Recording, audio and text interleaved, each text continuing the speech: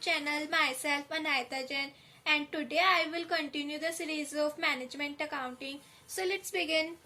आज का हमारा टॉपिक रहने वाला है nature and characteristics of management accounting, जिसका फर्स्ट पॉइंट है आपका डिसीजन मेकिंग प्रोसेस. गाइस, पहली वीडियो में आपको मैंने बताया था कि मैनेजमेंट अकाउंटिंग का इंट्रोडक्शन समझाया था, मीनिंग ऑफ मैनेजमेंट अकाउंटिंग बताया था और डेफिनेशन बताई थी मैनेजमेंट अकाउंटिंग की. आज मैं उसके कैरेक्टरिस्टिक्स आपको बताऊंगी.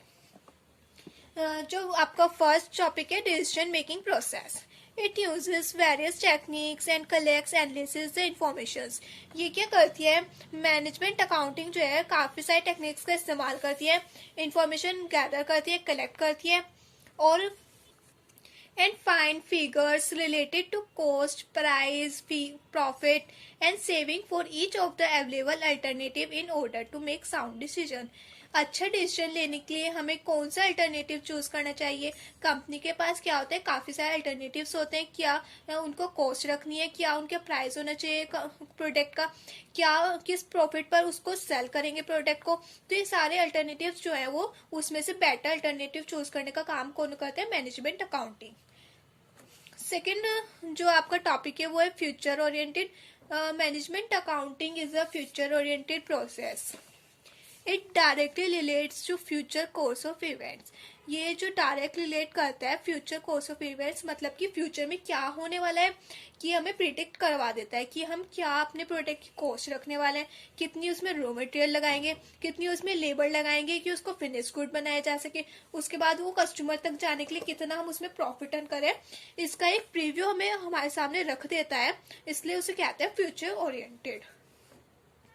It concerned with planning, decision making and controlling related to future period.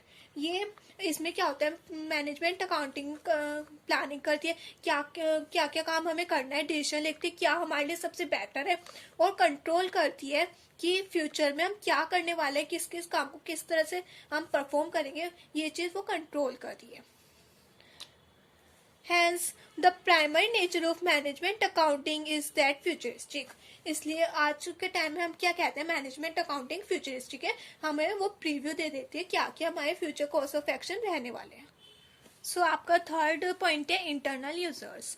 The financial account information is basically intended for outsider external but it mainly means internal users. जो financial accounting में हमने पढ़ा था, हम trading account बनाते हैं, अपना P&L appropriation account बनाते हैं और अपना बैलेंस शीट बनाते हैं. वो किसको दिखाने के लिए बनाते हैं, आउटसाइडर को, एक्सटर्नल्स को, बाहर के लोगों को कि हमारी फाइनेंशियल पोजीशंस क्या है. बट हम जो मैनेजमेंट अकाउंटिंग में क्या करते हैं, हम इंटरनल यूजर्स को, इसमें हमें याद रखना होगा ये इंटरनल यूजर्स को बनाया जाता है, जबकि फाइनेंशियल अकाउंट किसके लिए बनाया जाता है, एक्सटर्नल यूजर्स के लिए. और जो मैनेजमेंट अकाउंटिंग है आपका, वो बनाया जाता है इंटरनल यूजर्स के लिए.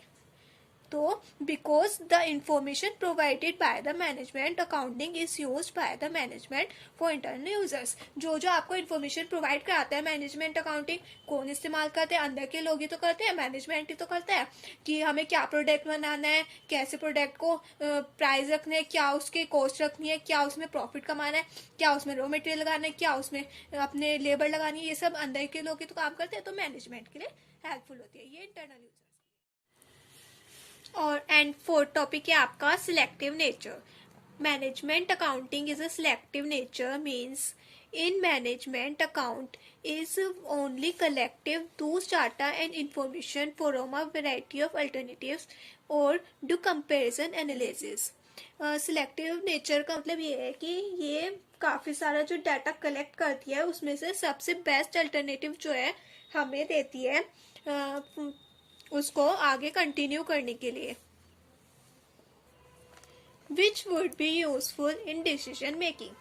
मतलब काफी सारे हमारे पास अल्टरनेटिव्स हैं, उसमें से बेस्ट अल्टरनेटिव वो हमें प्रोवाइड कराती है और जो कि डिसीजन मेकिंग के लिए हेल्पफुल होती है, यूजफुल होती है. फिफ्थ टॉपिक है आपका ऑप्शनल. ये ऑप्शनल है, ऐसा नहीं है कि हमारे पास जो फाइनेंशियल स्टेटमेंट था उसमें हम trading account, P&L account, balance sheet, ये तो सब एसेंशियल था कि हमें बनाने ही बनाने. पर जो मैनेजमेंट अकाउंट है ये कंपनी टू कंपनी ऑप्शन है कि हम अपनी मर्जी से है कि हम चाहें या ना चाहें ये हम रख सकते हैं। As there is no statutory obligance in management accounting, कोई स्टैट्यूटरी ऑब्लिगेंस नहीं है, कोई एक्ट प्रोवाइड नहीं किया जाता, हम चाहे तो इसको लागू कर सकते हैं, otherwise not. It is purely voluntary in nature. There is no obligance relating to accounting. It can be used in according to utility for the management. कोई भी इसमें रेस्ट्रिक्शन नहीं होती कि हमें करना ही करना है, ये ऑप्शनल होती है और ये मैनेजमेंट की यूटिलिटी के अकॉर्डिंग होती है कि मैनेजमेंट जो है वो क्या क्या अपनी यूटिलिटी मतलब कितने लेवल पे वो वर्क कर रहा है, उस लेवल के हिसाब से जो मैनेजमेंट अकाउंटिंग वो रखता है अपने पास। 6th topic and last topic आपका है मैनेजमेंट अकाउंटिंग के नेचर का, वो है not rigid, not specific rules followed. जैसे कि मैंने बताया ये तो ऑप्शनल है, मैनेजमेंट का खुद का ओपिनियन है कि वो इसको फॉलो करते हैं नहीं, और नॉट रिजिड, कोई स्पेसिफिक रूल्स भी नहीं है।